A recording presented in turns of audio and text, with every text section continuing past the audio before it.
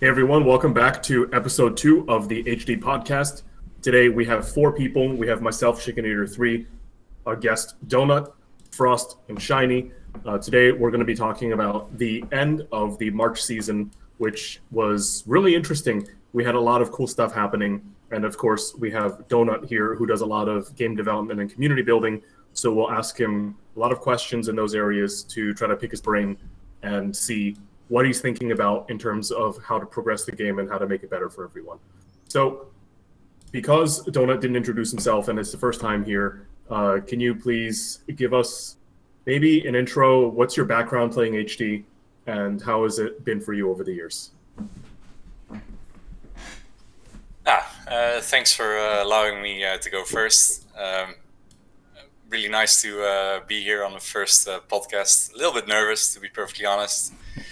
But just happy to be here. The background of me is, I started pretty much, I think, in the same time Frost did, when the game was advertised on Amazon Gaming Zone, which was in the late 90s, 1999, early 2000s, and pretty much signed up several accounts back then. And then at some point, the game obviously went to pay to play, and I kind of dropped out then and returned later in, I think, 2002, 2003. Frost is one of the people I've known the longest, actually. I remember having really good conversations with him on Amazon back in the days about all kinds of stuff. I think I really picked it up in pretty much Gen 4, and then created Illuminati in Wiltshire Season 2. So that's already 2006. It's a big jump. And I've been playing on Donut ever since. And, I think that's the name I'm most known on. Cool. So you obviously have a very long history playing this game. Can you tell us an interesting story about HD? Perhaps one older story and one recent one. I think an interesting story I can share is that I used to be in contact with the original owner of the game, which his name was Aaron, the creator. Yep. And around 2004, 2005, he needed new icons for the game. And my job 20 years ago was actually a graphic designer, and I was fairly decent with programs like Photoshop, and I knew how to make small icons, pixelated art. So I actually designed quite a few of the icons that we're still using today, and he rewarded me with some stuff like a board add-on and a gold pack worth $10. And I was super happy with that kind of stuff. And a lot of those icons, like the goblets and stuff that we're using as of today, are the ones that I created back then. So that's an old story. For a new story, I think a new story which would be interesting is... let me think of something that's interesting. I'd say the fact that we've grown to the same amount of members right now that we had, I'd say, almost 10 years ago. So right now we are looking at like a top 100 again. And I know there is some multis in there and stuff, which is fine. But I'd say it's quite interesting that we have like 50, 60, 70 unique accounts playing every day again, which is about the same amount that we had 10 years ago. So we're back into the numbers from 2014. So that's really, really cool. Awesome. So one interesting thing is we have 3 alliances represented in this here podcast. We have Chicken, we have Illuminati, and we have Knights of the Round. So could you guys maybe give us a rundown of what it feels like to be in your alliance? Maybe let's start with the Illuminati guys first, because there's 2 of you. I'll let Donut speak to that first, as he's run the alliance longest, and if there's anything that he misses, I'll kind of touch on it. It's actually a cool question. Thank you for asking this, Chicken. The reason I created Illuminati was in Wiltshire Season 2 as a response to 15 Reasons to Die. because the leader of that was General Erko, and he beat me in Wiltshire Season 1 on the last final day by misleading me. And I was so pissed off. I was like, you know what? I'm going to start my own alliance, and I'm going to get everyone, all my friends, into this alliance. And the least I can do is, beat you in Wiltshire Season 2 and getting ranked first with Illuminati. So this season, Illuminati was born in Wiltshire Season 2, and Illuminati did rank first.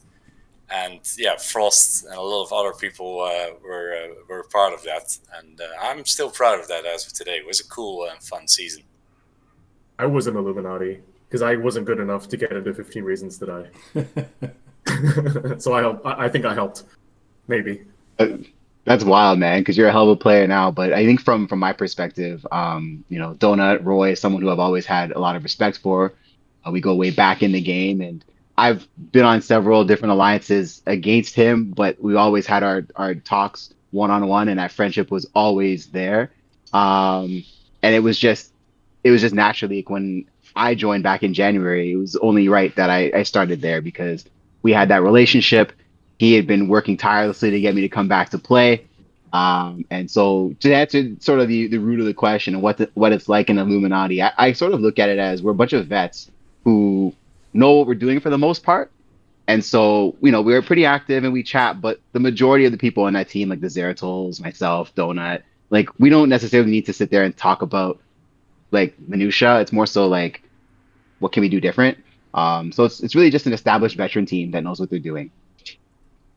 Gotcha. And Shiny, what's it like to be in KOTR? Knights of the Round is awesome. I mean, everybody knows Lancelot started it. It was his forever, and he's the resident high descent nice guy, and everybody loves Lance. And then during the last 10 years when it went idle, like I took it over just so it wouldn't expire out, because I think it's the oldest alliance that is active still in the game. I'm not sure if that's true or not, but I feel like it is. But like right now, we have like the perfect mix of like friendly hang out as a group and play the game together and be competitive at the same time. Because there's nobody in there that's like the perennial, I'm going to win every season. I mean, Azrael's probably the best player out of all of us in the Alliance right now. But everybody else... 4-shard one. And 4-shard one, which was awesome. Yeah. So, but like I said, it's a cool, laid-back alliance. Nobody's going to be like, "Oh, you didn't play for a day. You're off you're out. Screw you." But yeah, it's laid back. It's fun. I like it. Awesome. So yeah, your alliance has the resident nice guy, and my alliance has the resident asshole. So yeah, we're like. So I don't even know how to describe my alliance. It's just like people that I know.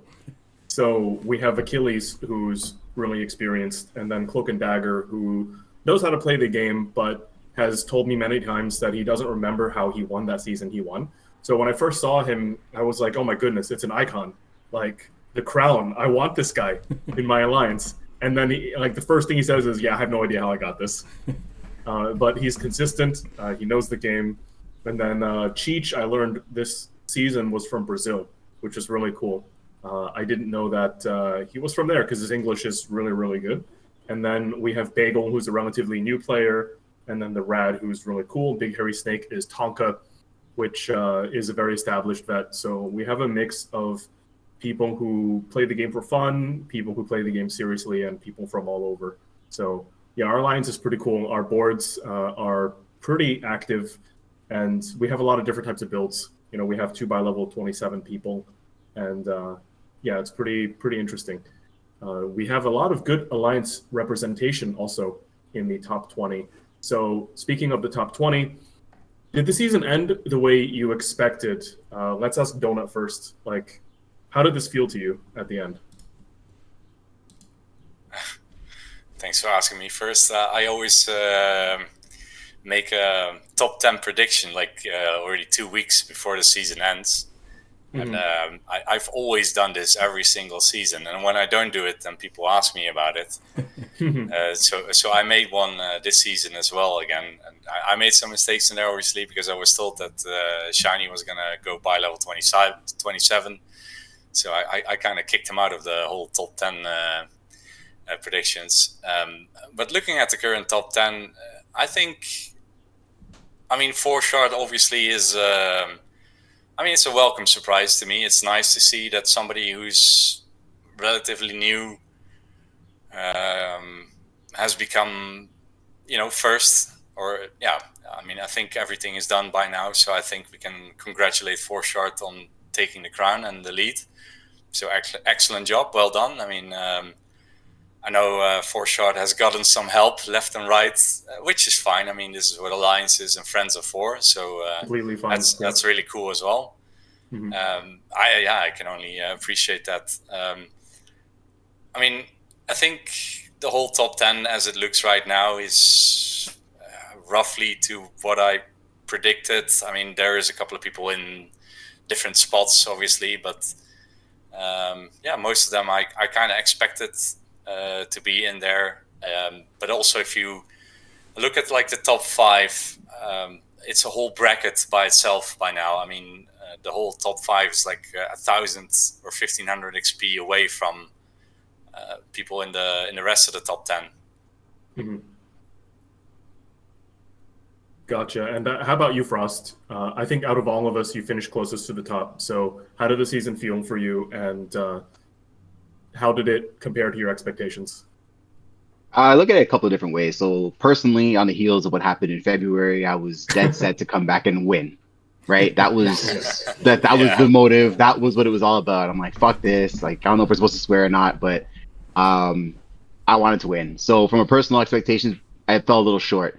But in terms of the other names that are present, I think it's more or less what I expected. I thought back to, in preparation for today, our last podcast, and I think we had talked about top 5 predictions, and I had said I had Phil taking it with 4-shard second, myself third, Shiny and Crush of Demons as my sort of sleeper. And I was really impressed by Crush of Demons' play. I know he kind of faltered a bit on the last day, but he had a really good showing. And I think, we'll get into this more as we continue the pod, but in terms of the composition of the top 10, when we look at builds, when we look at buy level, that's maybe a little bit different. I maybe expected a little more buy level 27, but as we saw, buy level 27 was not super effective. So it's an answer, but a non-answer. I think some of the names I'm familiar with, personal expectations, not where I wanted, and I would like to see more of the mounted do better and the buy level 27s do better. Gotcha. And for Shiny, you were in the lead for a really long time this season, and then the progress kind of stalled out. How did the end of the season feel for you? It was expected. I didn't expect to stay in first and win the season. I did expect having the more mercenaries and going with the all-mounted assault to work a little bit better than it went for the people last season, because we all saw basically exactly the same thing that happened to me this season happened to Bagel last season, where they had just you reach that 28 sword, and then it's a really long way to the next sword, and you're not winning battles in that period there. And even once you're at that next sword, there's nothing you can do about it. So it went about as expected. I didn't expect to fall to, I think I'm in 14th right now. I really thought I'd be able to hold on to the top 5, but I lost my first battle this week, and then I think I lost 11 or 12 this week. I was attacking down to game placement 50 to start my attacks today, so it was a rough finish, but that's just the way. You saw Donut and Achilles both do the exact same build I did. They just did it better. So I was the worst one to do the all-mount. My build is different to Achilles, very different. Yeah, I think you guys have different melee compositions. But no, but also our mounted are entirely different. Like Achilles started investing into speed and hit points. All my mounts are still 400 HP. I've allocated to hit points once on my mounted, and that's something I said last season as well. I was happy to get the additional merc slots, so you could have extra mounts, and I called them purebreds last season. I think this is how mounted are best. If you want to beat defensive setups, you don't really need all that much speed or hit points. So you want to focus on one build that you're attacking, and like the mounted versus mounted battles, then you want to focus on speed and hit points. But if you want to beat the defensive guys, you need like accuracy and damage. But then the question arises: do you really need 5-6 mounted for that? Gotcha. Yeah, so my season was a complete train wreck. I had some unlucky fights, and then I kind of mentally checked out. But looking back, that's probably not the right attitude. I was just having a lot of other stuff happen at the same time, so my brain just went like, I don't know where it went.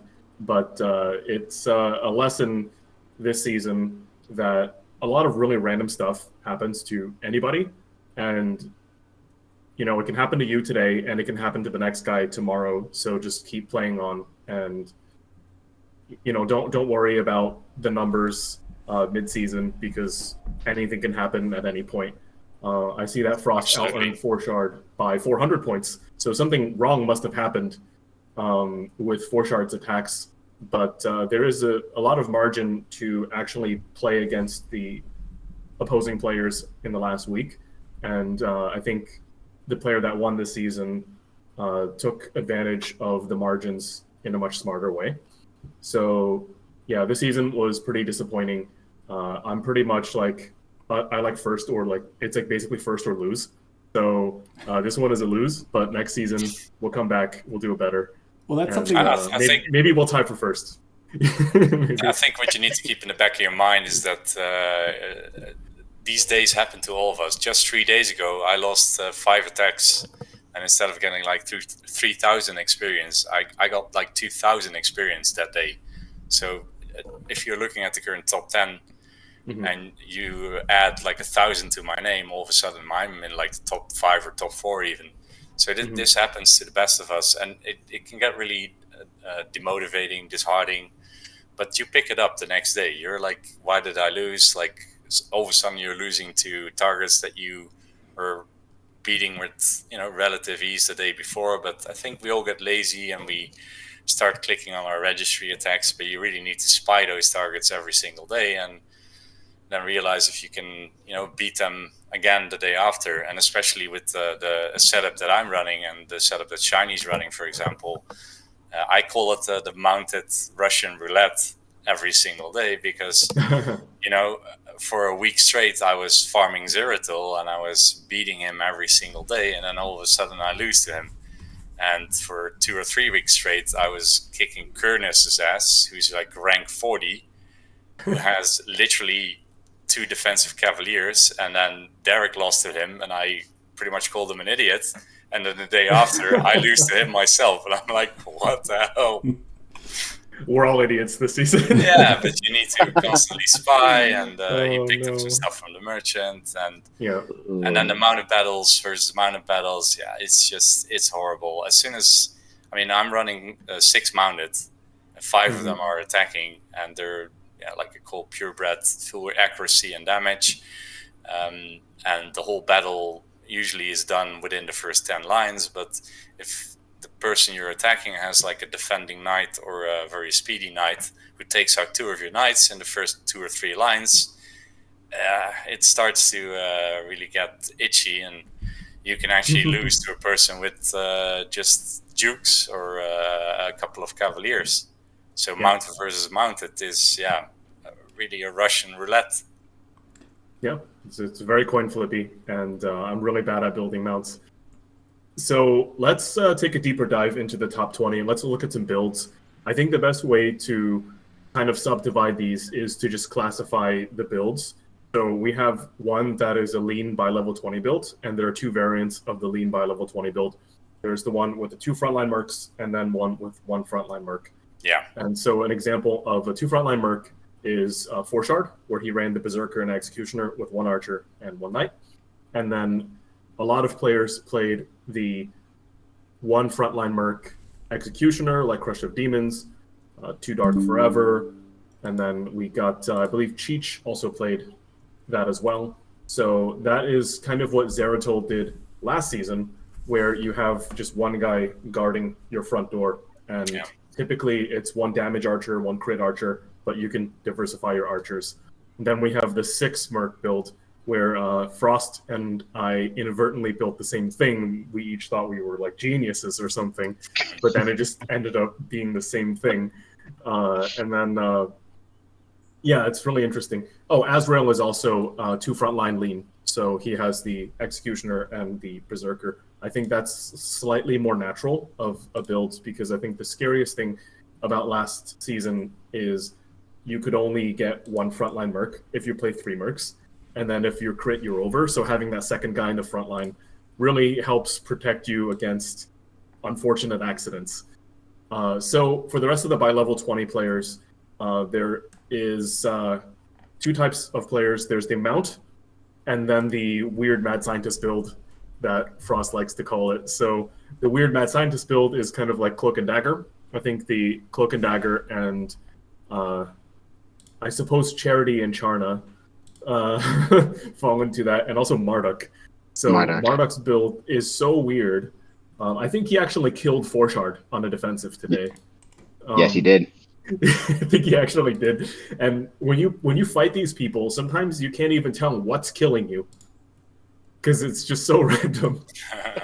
But the dude has an attacking berserker, an enforcer, 2 enforcers. I'm looking at his build right now, and an outlaw with 518 defense. And then Cloak and Dagger also has an attacking berserker. So these mercs can come at you all different ways, and it's really interesting. And then we have by level 27. I think the only 2 people in the top 20 with by level 27 were Bagel and Caterpillar. Caterpillar played 3 mounts and 1 Whitman, and Bagel just found every melee merc imaginable. I think we need to highlight the fact that I'm the only person in the top 10, rank 7, with 8 mercenaries since by level 9 as well.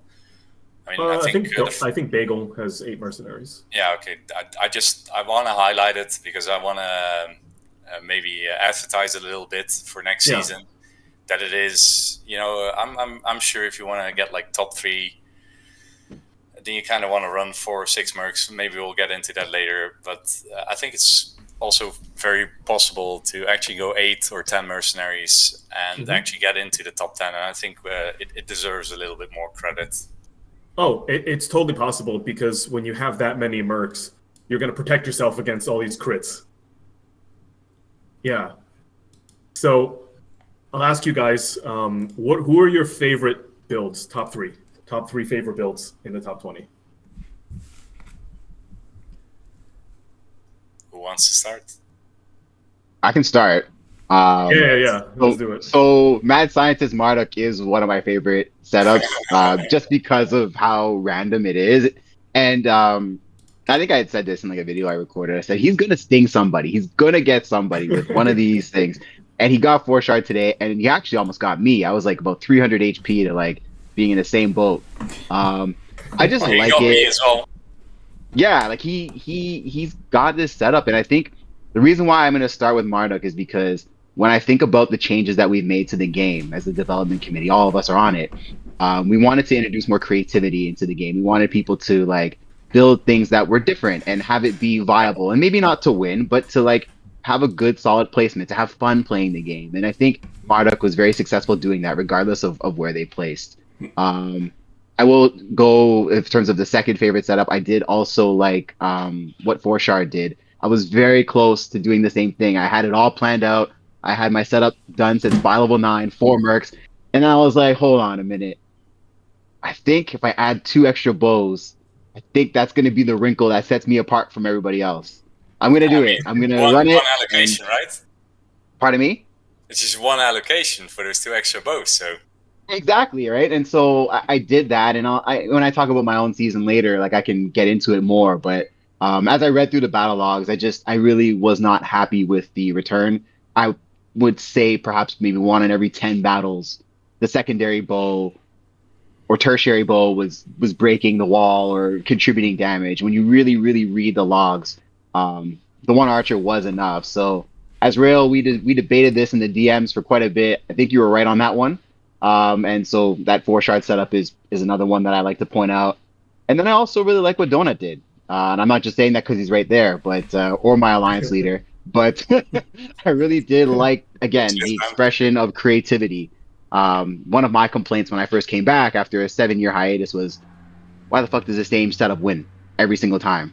And yes, the same setup I guess did win, but Donut proved that by going with that many mounts that it is viable, and I think it does deserve a certain level of credit. Say, listen, you don't have to build this triangle setup all the time. You can do something that's more creative, and place well. So there's a lot of really good setups. I really did enjoy playing this season, but those would be the three for me that I like to like put spotlight on.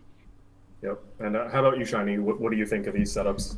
I mean, we've been calling it the everything bagel, but Bagel's everything setup was really cool, and it was this close to squeaking into the top 10 there. I think Donut's gonna push her out, but that was probably fun to play.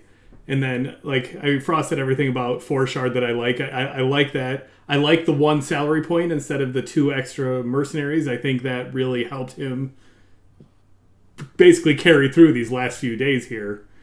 And then, I mean, I'm not gonna do the mounts again. I did not have fun playing the mounts, and I'm not like I mean I did the same thing Donut did of what we can call them purebred, but I don't have any speed or any HP on them.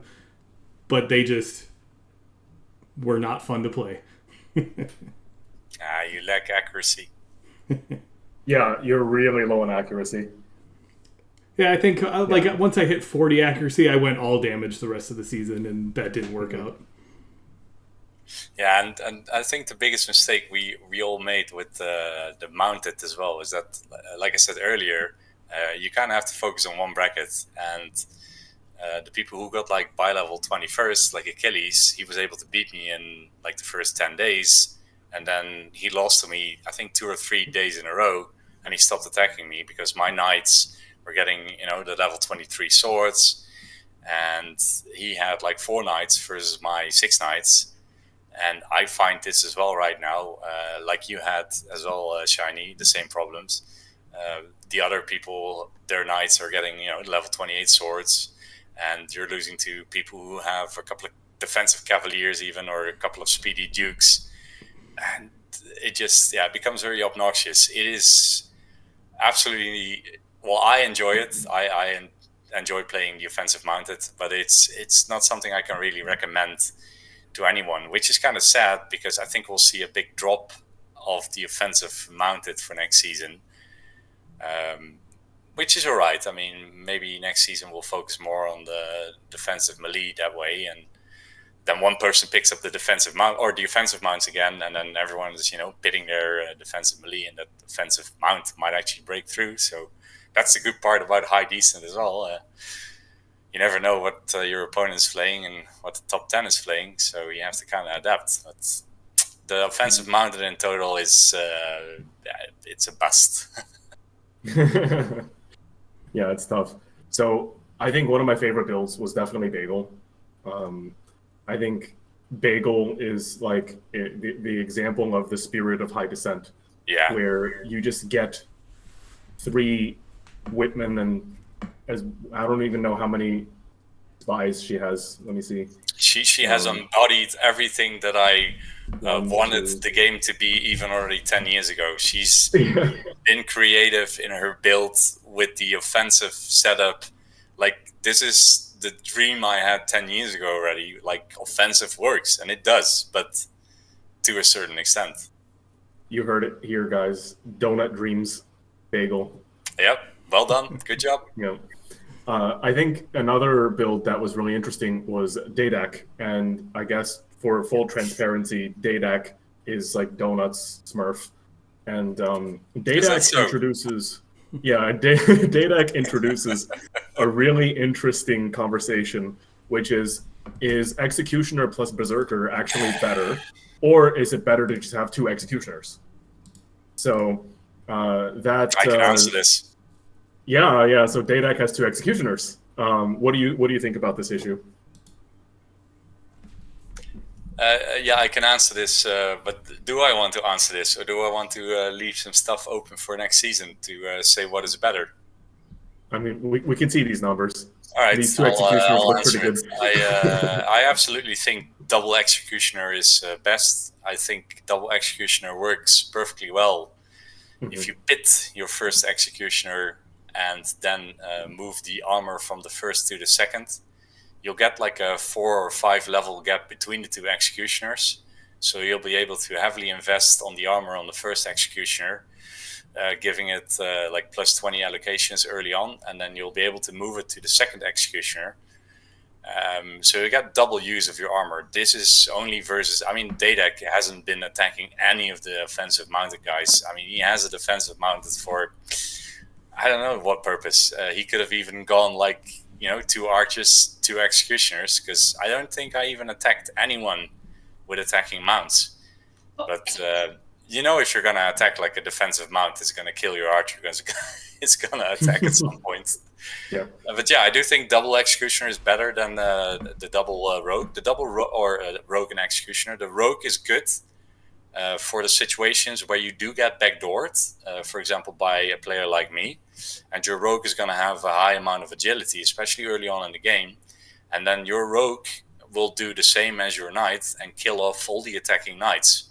I think for late game, double executioner is best, works the safest as well, because the crits are going to be very, very high. I've had crits versus me over like 1,000 damage. So if you get unlucky, one of your executioners is going to be critted to death within the first 50 lines.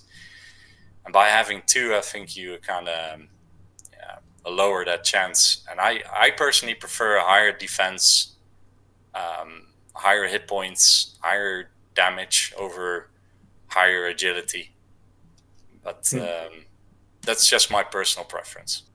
Yeah, that's cool though, because it was interesting to have that conversation, because you're the only person, I think, in the server that played competitively to actually do that. So that was really interesting.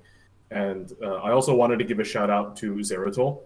Zeratol had a really, really awful season. And he, again, is an example of the spirit of HD. He kept playing and he kept going. And I think he has one knight in there that's an absolute monster. Oh, Yeah. yes. That thing is a Yeah. monster, man. Yeah, if you scroll all the way down, it's like one all the way down at the there. bottom. Yeah, that thing is a beast. Like, he took out Crusher So- Demons today. Yep. Yeah, I don't think Crusher Demons should have attacked him. Like, It's it just easily doesn't- overlooked. Yeah, Yeah. I almost didn't attack him. I didn't attack him yesterday. Yeah, props to him. Like, the season wasn't great. We all know he's a really good player, but he stuck with it, and I think that is definitely deserving of attention, because that's what HD needs: consistent players that take losses really, really well. And that's what makes an HD player really good. So this season is going to be over in about 7.5 hours. In 7.5 hours, it's going to be the April season. What predictions do you have for the season, and what do you think is going to happen? I guess let's lead with Donut. Predictions for current season or next season? For the next season, yeah. What are you thinking is going to happen? I think next season, a lot of people are going to go with. I think buy level 20 is going to be the end buy level for next season, because next season is going to be shorter than current season. Like this season was 31 days. Next season is going to be 30 days, so 1 day less, and that actually does mean a lot. I think people learned from this season that offensive mounted are really good to level with up until like by level 9 or by level 14. But as soon as by level 9, you can actually start digging in. I think bi-level rushing will be very popular. So people will get to bi-level 9 as quick as possible with 9 attacks. And I think, like I said, bi-level 20 will be the end bi-level. I think people will go for 4 mercenaries instead of 6. I do think 6 mercenaries will work as well, though, because it's just only 1 allocation. I think it's wise to allocate 1 to salary early on, because salary is actually really, really good. And I think it's going to be like 2 defensive melee, 1 defensive knight, 1 archer. but I'm not gonna single out the setups with 6 mercs. I mean, we've not seen a setup with like 3 defensive melees. If a lot of people are gonna go, defensive, and we have no offensive mounted, why not go like 3 defensive melee? 2 executioners and 1 rogue. 4 executioners. Or 4 executioners. Go wild. I mean, double that's data. That's a lot of health to go through. That's awesome. And what do you think, Shiny? What predictions do you have for the month of April? Well, the most surprising thing about this season versus the last season is just how, last season was so tight and clean that it came down to 1 critical hit, or basically 2 critical hits, that really decided the season. Where this season, the last week, was just madness. Like, the amount of losses in the top 5 in this last week was, I mean, I don't think it's ever been like that before. So that, like at the beginning of the season, I couldn't believe that you and Frost both went 6 mercenaries, because you guys are both known for that very tight, very clean, very efficient type of setup. So going 6 was a surprise to me. And I don't know if you guys plan on doing that again next season, because Forshard was, pulled it out with the 4 mercenaries. So I think that Forshard's going to set that example and maybe drive another, that top to go for the 4 mercenary setup again. Gotcha. And Mr. Frost, what are your thoughts? I think HD is very much a copycat kind of game. I mean, we joke about it, you and I, but when I came back and had that disastrous January season and I saw what you did, I literally just copied it for February, and it almost worked. I think Forshard is sort of proven that the 4 mercenary setup can get it done. I think we will see people try and do that. But there are always those people who want to be different. And I don't think that's going to change. I do think we're going to still continue. Yes, they're one of them. But I think you're going to continue to see people express their creativity in different ways with a lot of anti-meta setups. They might not be in the top part of the top 20, but they are going to factor into things late next season when we're doing our attacks. Like we saw, Marduk almost cost 4 shard this season, for example. And I do think we'll see a lot of that. In terms of winning setup, I do see that 4 mercenary setup, unless there's some sort of crazy change that the development team comes up with, that will be, I think, what is most prevalent. Depending on the changes that happen to buy level 27, I think if they are made and advertised in a timely manner, that we will see some more buy level 27 as well. And yeah. And I think we'll see some new faces in the top 10 too. Yeah, for sure.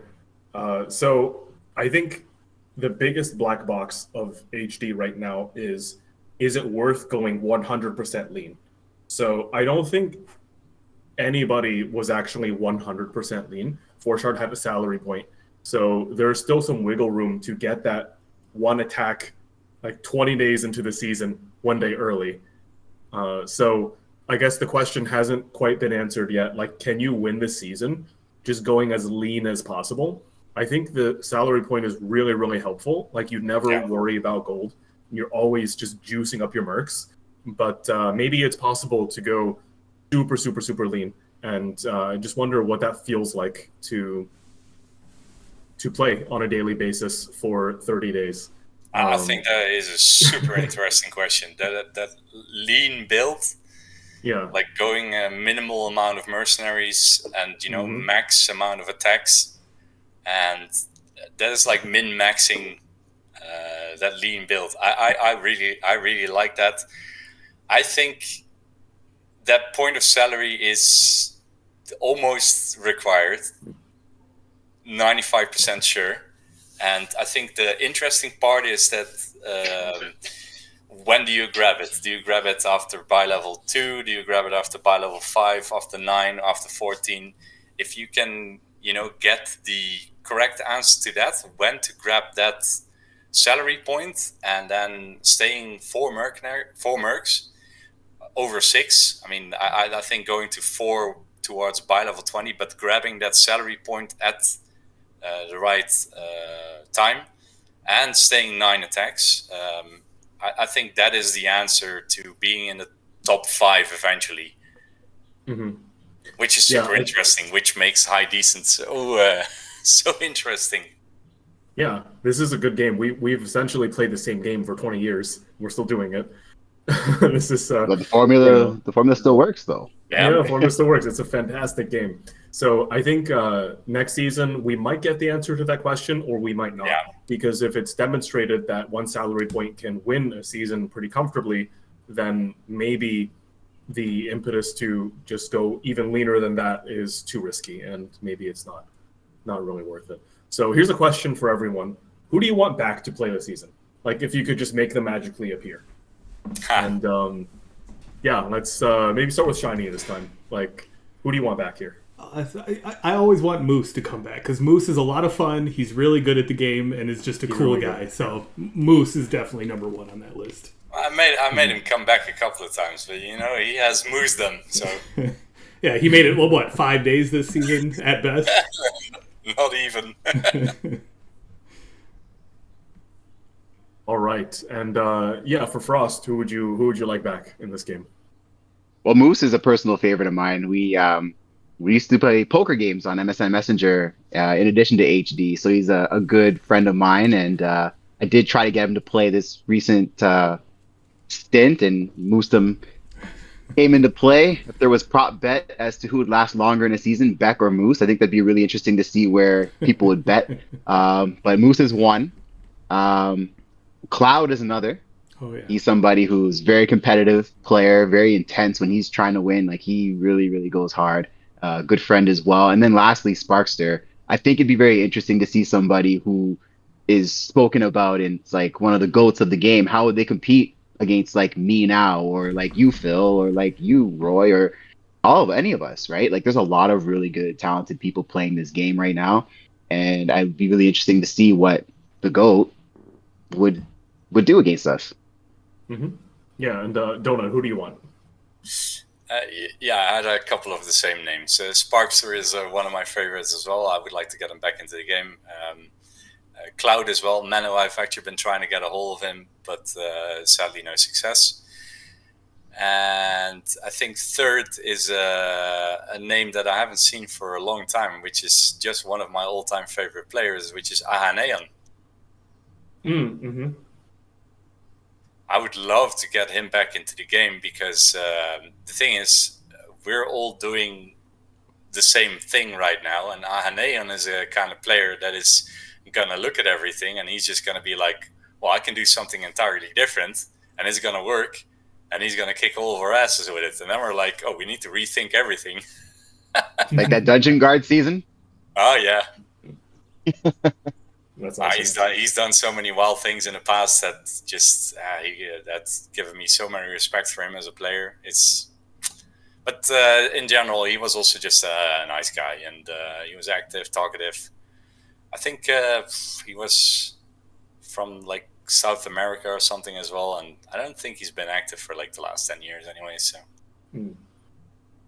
Yeah, for me, definitely, I want Jib to not give up.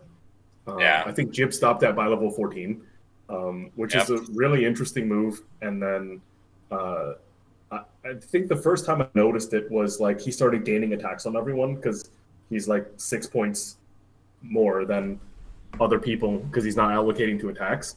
So he suddenly just started jumping ahead of everyone, and we were like, what the heck is this? You know, it would be cool to have him play a full season where he's focused. I think, you know, that's secretly, I just want YB back. But, you know, Beck would be really cool. I think, honestly, how unpredictable and wild the last week of the season, I think it would drive him crazy.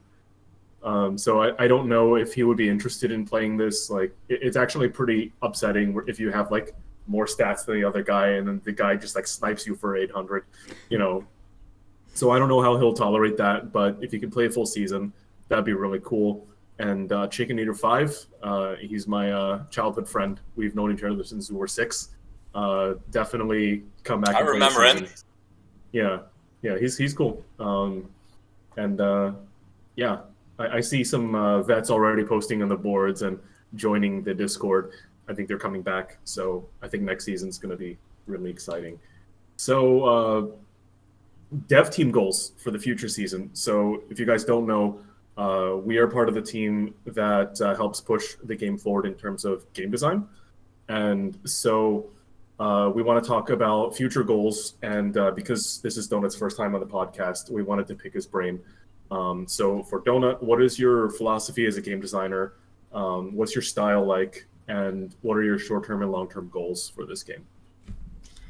That's a lot of questions. Yeah. My philosophy about the game is that, and that's the same philosophy I had like 12, 13, 15 years ago even, is that everything should work. I think everything should be balanced, but you should be able to play whatever you want. So I think that you should be able to play like an offensive melee setup. I think you should be able to play a defensive setup. I think you should be able to play an offensive mounted setup at every and any buy level. You should be able to play whatever you want and whatever you're comfortable with and whatever you like. And if it's something you like, then you should be rewarded for it. So it should work. And I think for the last 10 years as well, I've been trying to push all those ideas into the top 10 or top 20. I've been trying to make all of those setups work by having all of the mercenaries with the stats that they have now. So, all of these approaches do work. And I think that philosophy should extend into the future as well, because it means that people can indeed play what they want, and it also will continue to allow creativity and unlimited setups and builds, and you'll have a unique season every time instead of the executioner is the best mercenary in the game, so everyone is going to go for a defensive executioner. But I would like people to, like Bagel, for example, try out different setups and see if it works, because it might work, and it can work, and it will work. And now I forgot about your other two questions because I expanded on the philosophy how I see it. Sorry. Gotcha. What are your short-term and long-term goals for HD? All right, short-term goals. Short-term goals is keeping everyone around that we currently have right now. I think after last summer, there was like 20 people playing, and in September, there was like 40 people playing. With Christmas, we had like 60 or 70, and after Christmas into the new year, we all of a sudden had like a top 100. So the short-term goals is to keep all those players playing. I don't want to lose any of the vets or all players that are playing right now. We need to keep them around. And also keep Shiny busy, obviously, with all my creative ideas. And long-term goals are to expand on what we have. And we can build it slowly. I mean, we don't need to go from like 100 to 125 next season. We can go, even if we go like 10 people every season, and by the end of this year, we have like a top 200, I'd be over the moon. It would be great. So grow slowly. Yep. And do you guys have any comments on the game design philosophy and short-term, long-term goals, that type of thing? I think for me, it's just to kind of build upon that growth. I think that's really where my area of expertise is best suited on the development side. Just to be able to attract people to play the game, and then also provide resources to help them pick up the game quicker and really make that learning curve less steep. And not to toot our own horn here, but Forshard, the person who's won this season, is a great example of somebody who, I was DMing him a while back, and he's like, yeah, I watched you and Chicken Eater fight for last season, and I saw what he did, and then I watched some of your videos and learned even more, and then I'm in this alliance, and everyone's like helping me out and working together. And I think him winning the season is so great because it shows that is HD. That's the spirit of the game. That is HD right exactly. there. Right?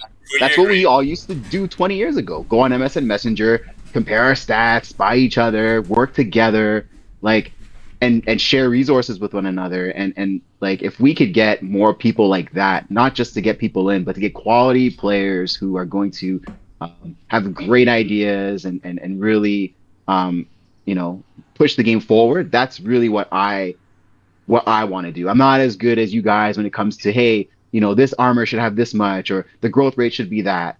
But I work in sales and advertising, and I've built some of these resources like the help section and stuff like that. And I think that's where I want to focus on. How can we get more people playing? How can we keep them more engaged? People on Discord who look like they're floundering around. Can some one of us experienced players come in, grab them? Hey, what's your setup like? How are you losing your battles? That's the kind of stuff I want for the future of HD from like what I want to bring to the table. Sure. And how about you, Shiny? What are your thoughts on this? I mean, they both covered it pretty well. I mean, for the most part, like, Donuts had a good handle on the mercenaries for the last 10 years. I mean, I think I pretty much put in, he came up with these changes, and I stuck him into the game every time for the last 10 years. Like, I had a little bit of pushback this season on the 27. I keep talking about the changes he wants to make for next season, and I just keep saying double it, because 27 should be more fun. That's really, I mean, for the short term, I want to make 27 the most fun that people have playing the game on Wiltshire. Mm-hmm. So, I mean, they're not going to win. I mean, Bagel had the best setup in the game pretty much for the last how many days now, and finished 11th place. And I'm sure she had fun doing that, but everybody else that is at 27, I know, struggled hard, especially those Baron. Anybody with the all Baron setup just did not have fun. Can I just say, sorry to cut you off, but like the best example of this I look at, and I think I commented on this earlier, is Aoba, right? Aoba was in the top 10, had a good placement. They decided to go by level 27. Yeah, top 5. And then they just sunk like a rock. And I was farming them on the last day. Yeah. With the buy level 20 setup. And like, that shouldn't happen. They should be mopping the floor with all of us. Your knight is thick, though. True, but still, it your shouldn't knight matter. is a like, beast. Yeah, it is a beast, but like, ideas are in the works. So, this knight had 683 defense and 264 agility. That is the thickest knight in all of HD. That finished with like 703, I think, today. But like, yeah, that's crazy. And you know what though? But I made the choice, and so I had bought a little bit of gold to juice it up. And that's a decision that I made, right? But the decision was 7. Oh, I don't care. I'll admit it. It supports the game. But 7 allocation points, and you're still getting farmed. Like that's gotta stop. Yeah, it's a little depressing. So for me, I think my biggest philosophy as a game designer is that the game should not be solvable. So we should not have the same setup win season after season after season. Yeah. Unless it's played perfectly, which it almost never played perfectly. And so if we play 10 more seasons of this iteration of HD and we see maybe 3 or 4 different builds winning the season, then I think it's dynamic enough where you don't just tunnel vision and like lock in and autopilot your HD game, which happened in the previous iteration. So I think this one gives you way more areas to expand your creativity, which is really good. I think this change to HD is one of the best that's ever made. And for short term, definitely want to make 27 more comfortable. I definitely think by level 27 players should be entitled to wall mercs, because having a triangle setup at 27 is something that can't exist right now. It's really bad. But that's the most effective way to play a powerful setup with fewer mercs. So the bigger problem with 27 is not only are you behind those 7 points, but you don't even want to get more mercs because you're already behind. So if you got more mercs, you'd be like double behind, and it becomes mathematically impossible to win anything. So allowing a person to play 4 mercs, maybe Bagel would have been like, top 10, maybe 6 or 7, if she had those extra slots that went into attacks, and those attacks kind of snowballed into points. Yep. So, yeah, definitely thinking about that. And we definitely want to fix the swordsman. I think swordsmen kind of suck. But the swordsman is one of like the quintessential, medieval characters in 12th century medieval times. Like you have a swordsman. So we need to figure out what its identity is and how it works. And we really want to make a person feel when they buy a swordsman like, damn, this guy has a sword. So I think they're hella popular as well. So I mean, Yeah, guards yeah, are yeah. one of the most purchased mercs in the game for new players. Beginners love guards. Always go for the guard, you know? Yeah, beginners love guards. So yeah, just to make certain mercs develop more of an identity, I think would be really, really cool. So let's move on to next season changes. We got a few already in the works that you'll see next season. Number one is the dual equip bug for Knifemen. There are a lot of weird things happening with Knifemen in the armory. Sometimes it doesn't show you that you've already purchased the thing. The weapons, sometimes when you allocate, it doesn't give the weapons the stats, so you can't see exactly what your final stats are before allocating. So we're going to try to fix those. And one thing going kind of in the backs of our minds is a damage scaling versus defense scaling. So as everyone knows, defense scales much better than damage because armor grows incrementally level to level, whereas weapons, you have to power spike, and enhancing armor is a lot easier than enhancing a weapon because you're doing it 5 pieces instead of just one way. Exactly. So should we make weapon enhancements easier and more accessible, or armor enhancements more expensive? Let's start with Donut here. Oh, wow. You're asking me something that I've never actually thought about. I'd say everything is balanced currently into these exact numbers. So all the defensive numbers, the agility numbers, the accuracy, and the damage has been balanced into matching these numbers equally. And I can talk from experience because I've been looking at especially the knights or the mounted in general. I mean, I nerfed the base defense and the agility growth rates on the mounted, increased the accuracy on the mounted. I didn't touch the base damage on the mounted because, you know, that works both ways for defensive and the offensive. I think it's a good question that you ask, actually. I think we should keep everything as it is, because I think if we start changing things like that, making the damage easier accessible, you're also going to dip into the damage on the arrows for the archers, which is fine as it is. So yeah, this poses a difficult topic. I'd rather change the growth rates than change any of the armor allocations costs as they are right now, especially with the increased salary. Okay. Yeah, this is a purely hypothetical question. Yeah, it's not like we're gonna, but it's you know, majorly good one. Yeah. And Frost, what do you have to say on this topic? I'm not as well versed as you guys are on this, so I put that out as a caveat. But I do want to talk about a couple key points in this season where we saw damage spike. So when we look at the attacking mounted, they spiked at level 28, and this actually, like, now that the numbers have all been done, this probably cost me the season. I saw these high damage knights, and I was going after these guys left and right, just killing them. And there was one day where I didn't. I was like, shit, like, what is going on? Like, their damage is way higher. I'm gonna have to like spend so much gold to like do this. And so I attacked low, I missed ranking, didn't allocate an attack, and I lost. But it's just one night as well. But, pardon me? It was just one night as well at that level 28 bracket. But there was that day, there was a few of you that were really difficult. And so what I'm wondering is, even if I hadn't bought gold, I was going to still catch up. And I haven't looked at this, but the damage increase from level 28 to level 33, for example, where does that stack up in terms of damage gained versus the armor from going from same levels? So the armor for 28, I know for the armor for 29, I think off the top of my head is plus 12, I believe. And like, so if we're doing that, is it equal? I'm not sure. Maybe we could do more to make these things. Sorry? I can respond to this. It's actually quite bad. It starts with the level 18 sword already. The level 18 sword, the 23 and the 28 and the 33, they all only have a plus 50 damage spike. But the armor is going up probably by more than 50 for the same level, right? So maybe there's something we can look at in terms of the relationship between those two numbers, because the same thing happens for the arrows and the melee as well. Like, my bow finished with 751 damage, but there's defenders with well over 800 damage. And like, maybe that's how we do it. Again, I'm not the numbers guy. But I'd love to take a look at that.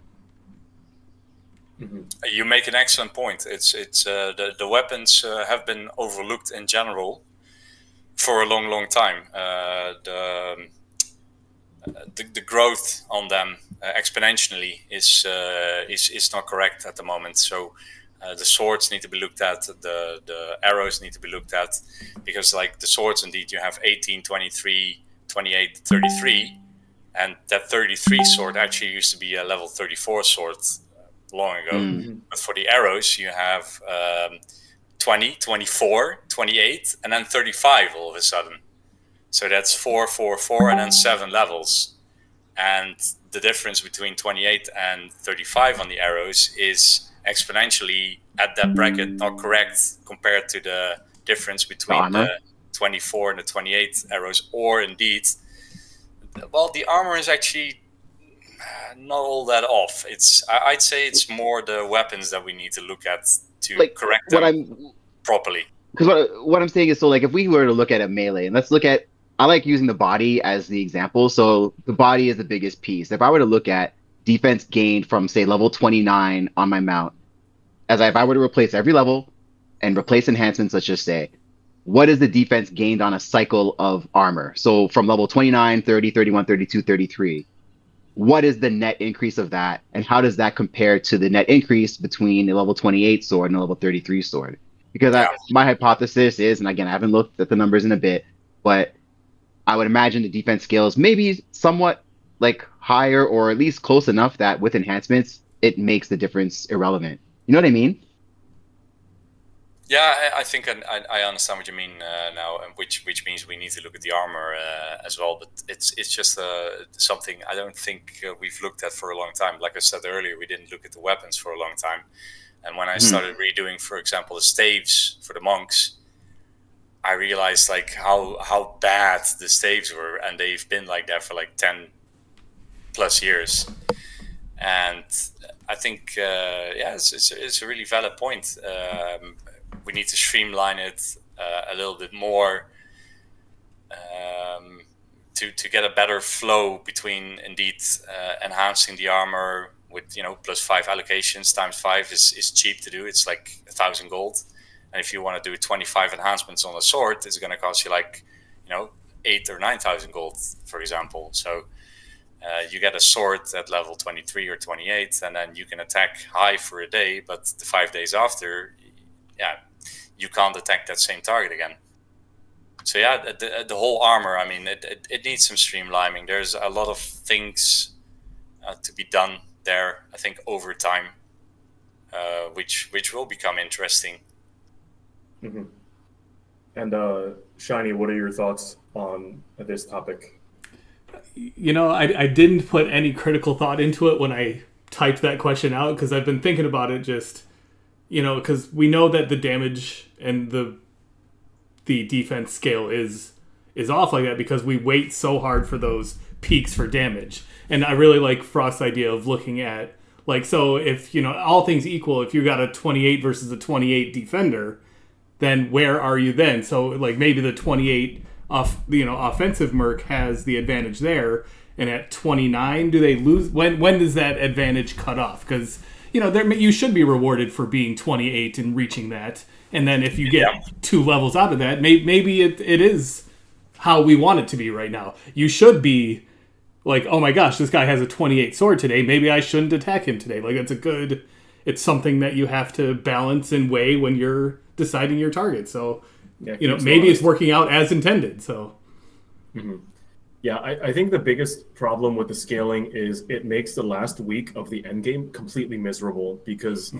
all these executioners are getting like 70 to 100 more defense than your archers. And I think there's also a bonus, right, against, like, for melee marks, they resist archers. So these walls are soaking up a lot of hits for hundreds and hundreds of lines. And the longer the battle script goes, the more likely crits are going to happen. And then so if you have archers that cannot kill executioners, stretch out the battle script eventually someone's going to crit, and that's what causes people to be disappointed by losing to someone with like worse numbers. It's because the battle script stretches to a degree where mercs just eventually have to crit. So, I actually have sorry for interrupting you there, but I actually do have I'm curious. Did any of you, you or Frost, you Chicken or Frost, get a battle over 1,000 lines? I don't remember. I've had Yes. some long In the battles. last few days. Not even, well, last few days I'm not sure. I don't remember, but I had one actually against Phil where I decided, I'm gonna attack him, and it was like a 1,200 line battle. Wow. I won that one, and then he attacked me and he won, and it was like 900 and something as well. But that was because we have like 6 bows just like spamming arrows, just like pew, pew, everyone's missing everything. It was so funny reading the script. But I don't see these because I'm running the offensive mounted setup, so I'm having like 200, 300, 400 lines at most. I was just wondering if you guys actually had battles over. I think if if you extend this season by a couple of more days, then those lines will just, because what Phil was saying or Chicken Eater was saying is, those executioners are getting really, really beefy. And can your archers still hit them? Or are you just waiting for crits to happen?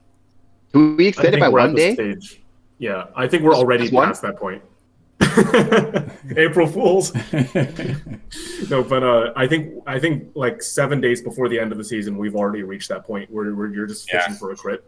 Yeah. So I think that's because defense scales more rapidly than damage, but there are multiple ways to address that. It doesn't have to be an enhancements issue. Could be a weapons issue, could be an armor issue, could be anything. Just a note for the players out there, if the season's 30 days, the last week of it will be one where people are running some pretty godly executioners. So we just have to,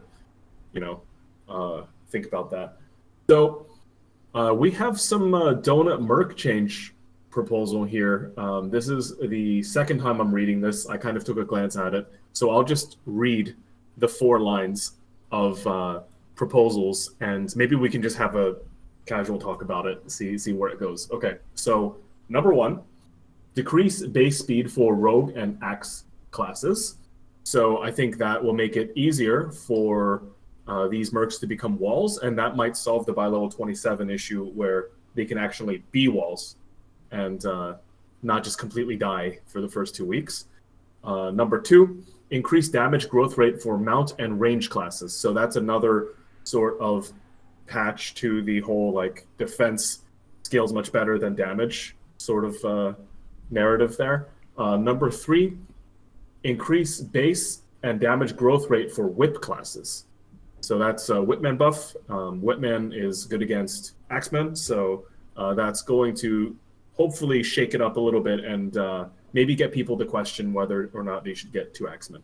And then number 4, increase HP damage defense and decrease speed for sword class. So this is a kind of like a rework of the swordsman. So that is the 4 things that Donut proposed.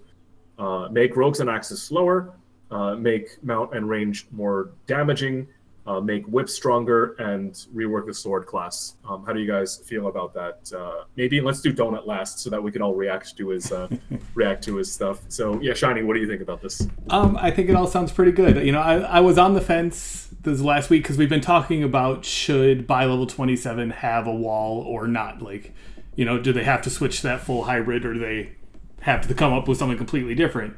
And I think I've been convinced. Chicken Eater's been back and forth talking to me about it. And he now believes and has got me convinced that 27 does deserve a wall. And so I like the idea of decrease. Like most of the speed decreases, I don't think I've showed anybody Donut, which you sent me, but the speed decreases were the later bi levels, not so much at the beginning. There were a couple like -1 in the first couple bi levels, but so bi level 27 was basically what bi level 20 speed is now. So you'd be able to get them down relatively easily. I mean, it'll still be a challenge at that point in the game. So I like that. And then right now you can't buy a swordsman in the game. You just can't do it. If you do it, then you just have a useless mercenary. So I love any increase to the swords and the whips just like that. So I remember Bagel bought a swordsman, and then we talked her out of it, and it was like so effective that she just sold it. It was like level 8. She sold it Yeah. and bought I another saw Whitman.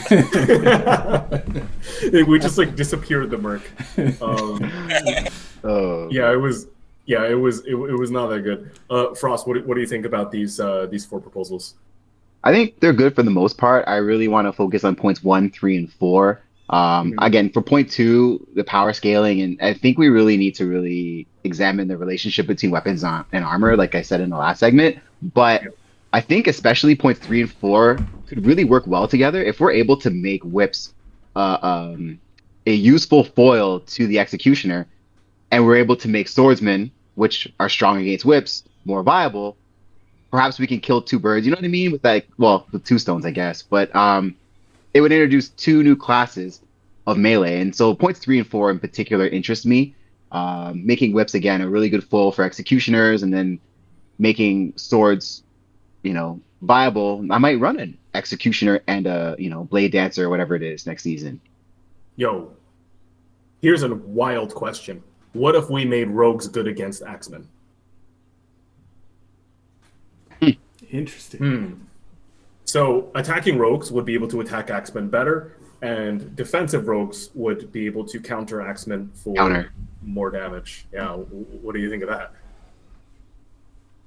I think that's interesting because I think we discussed earlier in the pod about two axemen versus the berserker and an executioner or whatever. Like Yeah, now all of a sudden, the whole conversation like it's different. Well, let me throw this yeah. out there. That's a Because I also had a similar thought with changing the strengths and weaknesses. What if we make one of the melee, like if the swordsman was, plus 10% against the mounted, now we have a whole new little wrench in the whole formula there. So that was just a thought I had the other day. Yeah. Yeah, so we'll keep thinking about this. It's really interesting. I think that these proposals are really solid because they actually address a lot of the problems that we discussed for the first, I guess, hour of this podcast.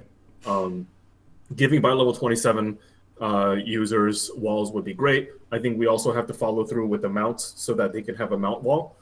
Because right now it's impossible to raise a Baron against the defensive knight because it'll just constantly die. So giving by level 27 a mount wall will allow it to build a triangle. It's just a slightly stronger triangle that comes at the cost of 7 points. And I think that trade-off should be accessible to people if they want to choose it. Definitely point 2 is a very serious point. We don't want damage to go over the top. So we have to figure out how to properly balance it, but I think that's going in the right direction. I think damage should be more accessible to people, especially if they play well and they level their merc. They should be able to have some control over their damage where they're not feeling like they're constantly being outclassed by axemen. Base and damage growth rate for whip class, that's fantastic. I think we should think about what the whipman actually is in terms of like its identity. So we determined that the rogue is really agile. So we should think like, what is a whipman? What does it do? And how does it feel to be a whipman? How does it feel to attack axemen? All that stuff. Because right now, whipmen are kind of weird hybrid walls. So we have the bagel whipman, which is, I guess, an offensive merc, and then the caterpillar whipman, which is a defensive merc. So whipmen are very interesting and versatile, but the damage always helps. And I don't think it'll break the game, so that's a change that I'm very comfortable with. And definitely swords. We gotta do something with swords because they're weapons, knives, and swords give positive speed. So if it's not agile enough or accurate enough, it's just going to kill itself against an executioner. And another interesting thought is, so you know how knifemen can dual wield knives? What if we just made knives dual wieldable so that axemen and swordsmen can dual wield them? Maybe that's another thing to buff the efficacy of attacking axemen and attacking swordsmen.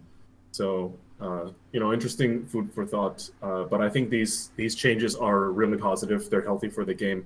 And the risk of doing them is really low, so we should definitely pursue. Ask the other development team members and ask the community.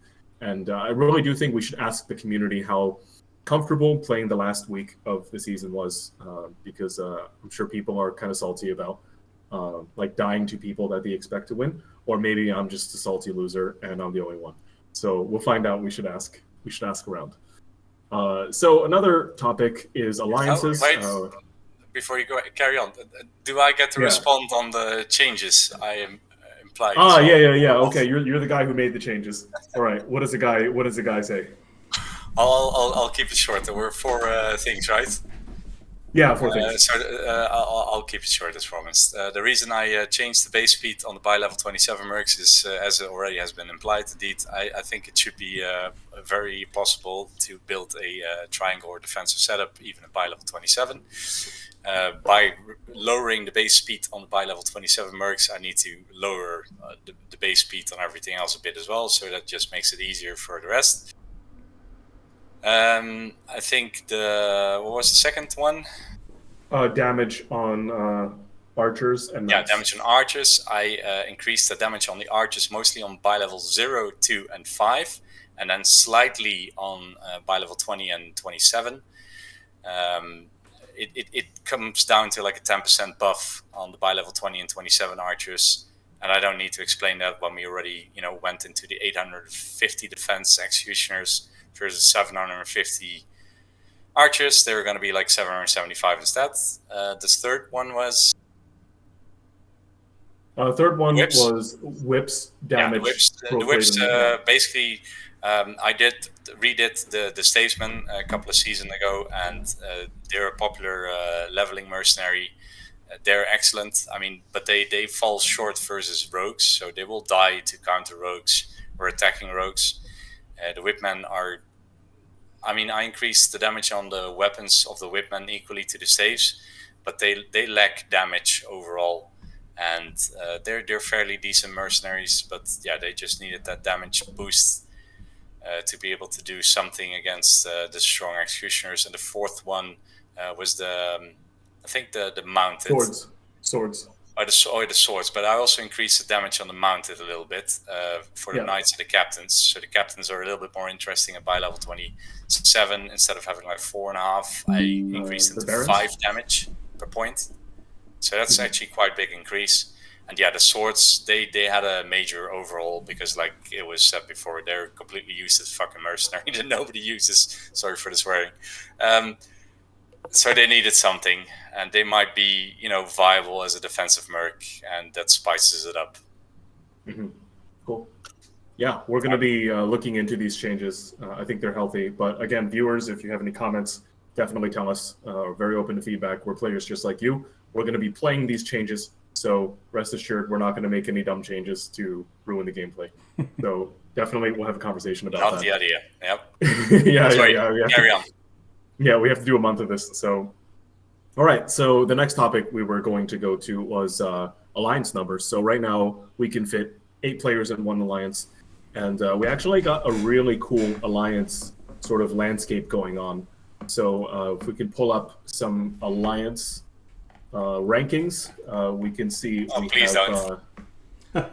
Oh no! What's going on? What's going on? What are you worried about? All right, so we're not number 1. That's why. Okay. All right. So the whoever's watching this video can skip to the next 10 minutes. The solution is for you guys to join my alliance. Then you can be number 1 too. I'm just kidding. Okay, so Chicken, Knights of the Round Illuminati, Army of the Dead is a training alliance that's administrated by Donut, which is a really cool thing to do for the community. And then Halo Covenant are kind of like multi-alliances. Rhetorical is Ioba's team. Deadline Monks is Renegade Monks. And then we have some 2 Jib alliances. We got a lot of alliances going on. So the question is, do we go to 10 or, slowly creep our way back to 15? Or do we keep them small and get more people to make more alliances so that we have more fights? What are your thoughts on this, Shiny? Yeah, I've always... this one's hard for me because I love the smaller alliances. I've had to be pulled by you and Donut to make them bigger the last 3 or 4 seasons. We've increased it a little bit each time. But I think I underestimated just how much time it takes to run an alliance and to make sure the battle's done every day and manage the players and make sure everybody's playing. And just not everybody wants to run their own alliance. So I get that. But I like this. Like 10 is a good number for an alliance. That's why I threw that out there. but I like the smaller alliances right now because, like we said at the beginning, Knights of the Round is a very tight knit and perfect sized community for us right now. We're having a good time, and Yeah. I don't know. I can be convinced either way. I prefer the smaller for no other reason than it's what it is right now. And Frost, what do you have to say on this? I think it's a really interesting question, and I think there's an intricate balance that needs to be struck. On one hand, I like larger numbers in an alliance, assuming that all members are active, because at the end of the day, you want to have that sense of community, people coming together. And I mean, sure, five. I think there was like, what was it, 5 or 6 at one point? I think in some cases, like Yeah. that might be a little too lean. I would like to see it be more closer to the 8 to 10. I think we have 8 right now, but 10 would be the number I would look at. Again, enough so that it's able to provide a cushion for, say, a new player that we've brought in. We can provide them with teammates who are active and different perspectives and points of view, but also not have it be the roster of people this long, so that there are more alliances, that it is more dynamic. And so I think, it is an intricate balance, but 8 to 10, probably closer to 10 if I had to pick a number, would be what I would look at. Got it. And Donut, you run multiple alliances. What are your thoughts on this? What are your opinions? I think both what Derek said and Frost said, it is indeed an intricate balance. That's a difficult word, because the problem is if you raise the member cap higher and higher, then we're gonna just wind up with the 3 alliances that we have right now. But as Derek has mentioned as well, not everyone wants to run an alliance. However, we now have the situation where I'm running like a double alliance, which is fine.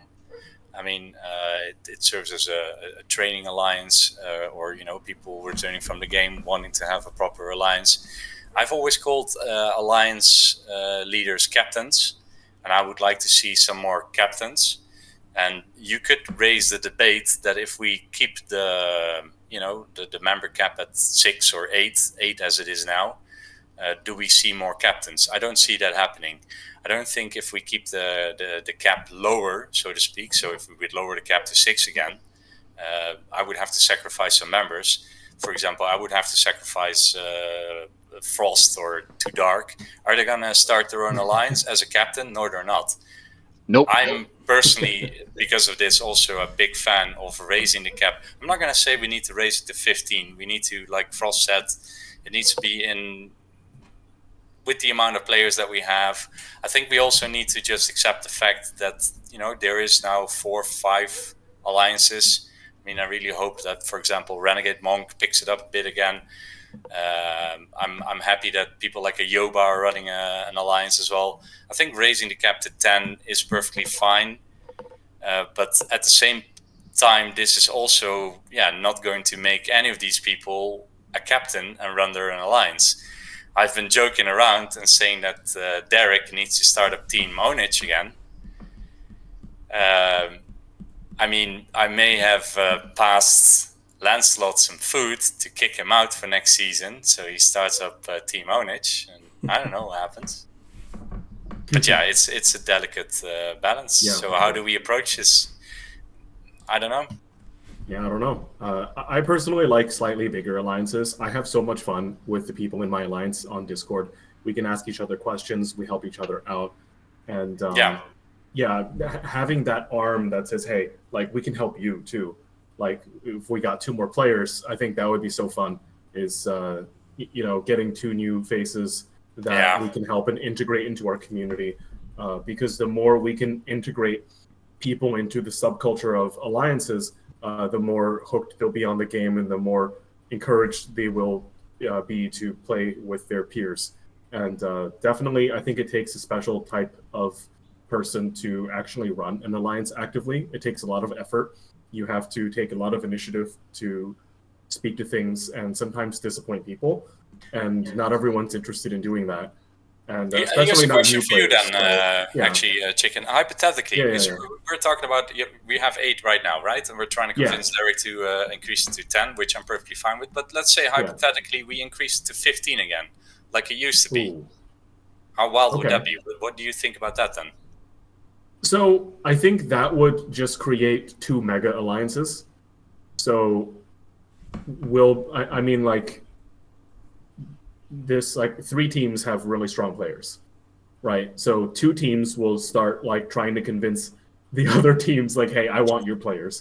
And it might end up being, so like if we disband Chicken, like half of the players will go to Illuminati and half will go to KOTR. So it would be too much.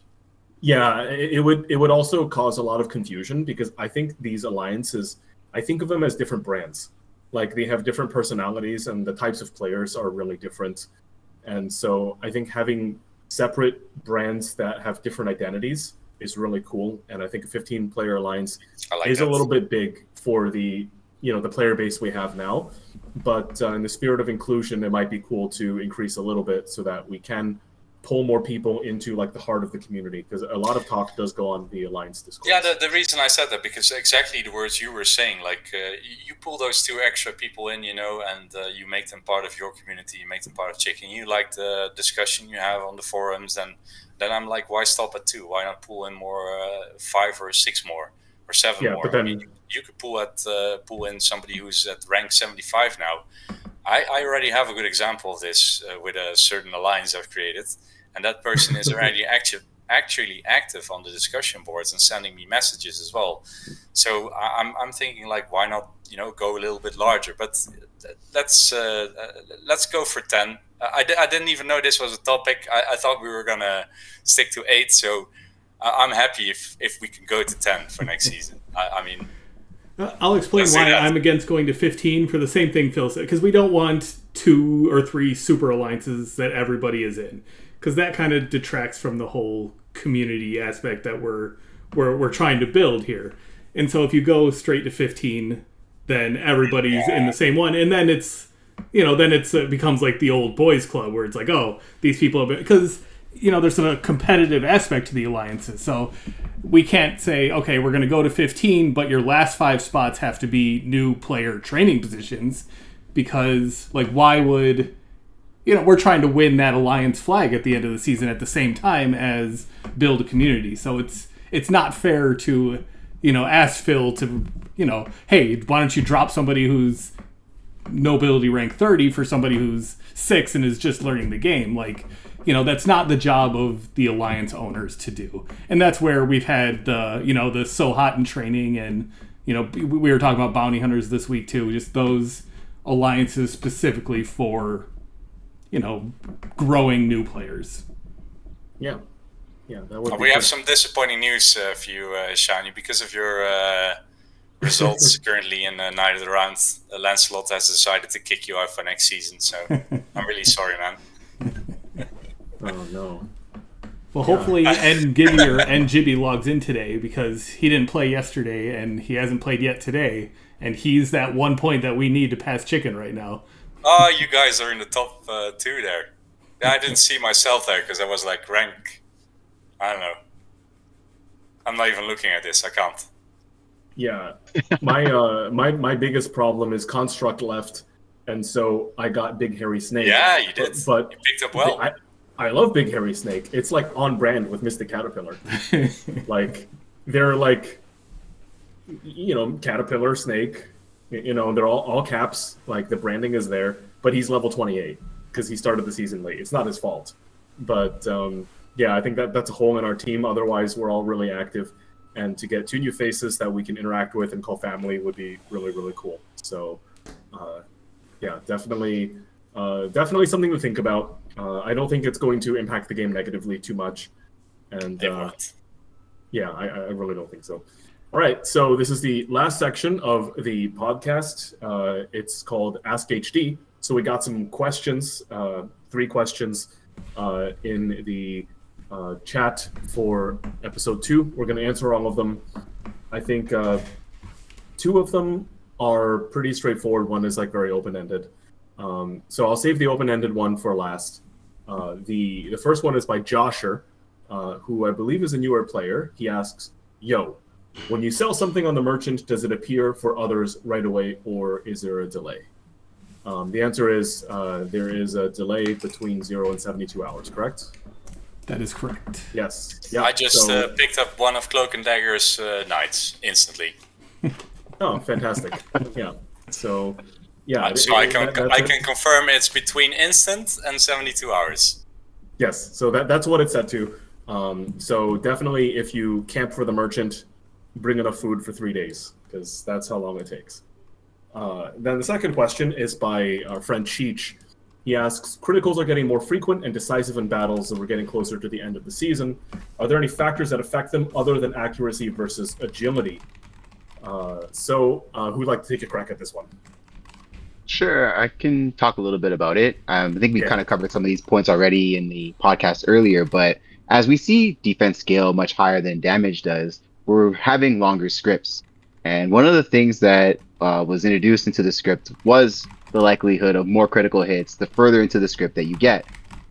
So with more defense, less damage, longer scripts, we don't want stalemates. I mean, one of the worst things in HD is a stalemate. I'm sorry, I don't know, like, that's one of my least favorite things, man. And I had one last season and it pissed me off. I was so mad, but dudes just stopped fighting and they're like, yeah, I guess it's a draw. Yeah, like, all right, let's go. I'm gonna go back home. Let me carry my arrow home, and no, right? There's got to be a winner. There's got to be a loser, and so I think that's part of it. I was also I was comparing my stats a little bit to what I had last season, and it's funny. We actually ran a lot more agility on our mercs last season. We still had the crits, but it's interesting to even see from season to season how we do play differently. Like if you were to screenshot all your stats right now and play the exact same setup next season, it's going to look different. Like I had 190 agility on my executioner last season.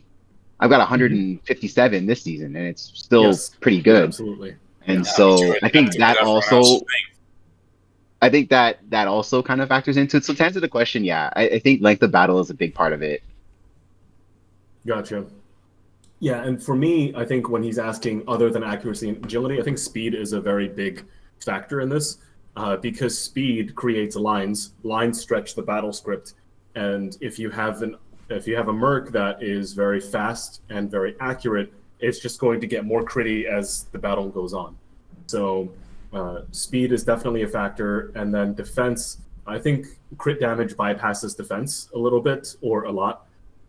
So defense does matter, but it's not as heavily weighted, and you can crit for some pretty obscene amounts of damage. I guess that's the definition of a critical hit. Donut, do you have any comments on this question? No. Carry on. No, you're good? Awesome. All right, so here's the last question, and it's by our friend Lancelot. This is a very open-ended question. So it is this. What did you learn most this season? And let's start with Donut. What did you learn most playing in the Munch of Marth? What did I learn the most from this season? I learned that you need to spy the target you've been comfortably attacking every day, once more every day, and not do your attacks lazy mode from your phone by clicking your registry, because that person might have picked something up from the merchant and ruin your day. And Frost, how about you? What's your biggest lesson? Biggest lesson this season is really just to watch how I'm managing my allocation points. There was a day where I had a chance to go for it and I chose not to, and I was one allocation point short of allocating a couple of different attacks. And when I look at the points I missed out on, and like I think I'm currently second right now with 277 behind, I think I could have made that up if I had managed my allocation points better. So I have to really look out for that next season. And yeah, that'd be the biggest one. Gotcha. And Shani, how about yourself? Well, I learned, I don't know what the word is, because I mean, Forshard is like, outsider's not the right term. Just he's a guy who's not. I mean, like, you two have been, the best players in the game for the last few seasons, and so it's good to see that somebody can win the season. Like, you don't have to be a seasoned player that has been playing, 12 months in a row and learn these things and know the battle script inside and out and know every single tiny little detail and win the season. So I think it's really cool that somebody else, I'm like, I hate to say it to your guys' face, but it's really good that somebody else won the game. Yeah. I'll say that myself. Sure. I think Forshard winning is great for the game. Right. Like, it's great for the game. Yeah. like in a lot of sports, it happens that way. Like when like I know when people talk about tennis, and growing up, you see Federer and Nadal and Djokovic and Murray winning everything. You're just like, why do I even want to play tennis? Like these guys are just going to roll me, And so, not saying like I'm Federer and Frost is Nadal or anything, but like, to have diversity in the game's sort of group of like smartest players is really, really healthy for the game. And it's also healthy for the competitors because they know that in order to win, they need to be smarter. And I think that's really good. Otherwise, you just get really complacent, and that's not good for your brain. So it's good, just good motivation for everyone. And I think the biggest thing I learned was to know that defense will outscale damage, and to develop a build that contemplates that more effectively. So that's definitely the thing that I'll take to heart for this season. But the season was a fun one.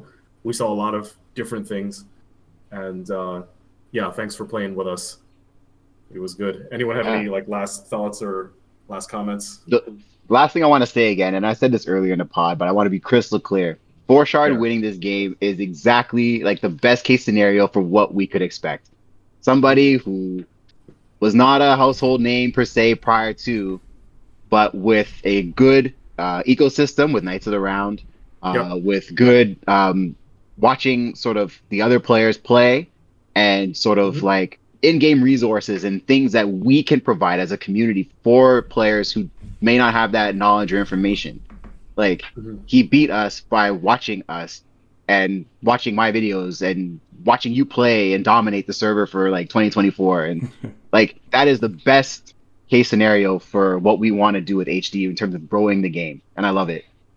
Exactly. Yeah, this type of community is one of the coolest communities I've ever seen. And it's a type of community that will cheer for a player that just beat you.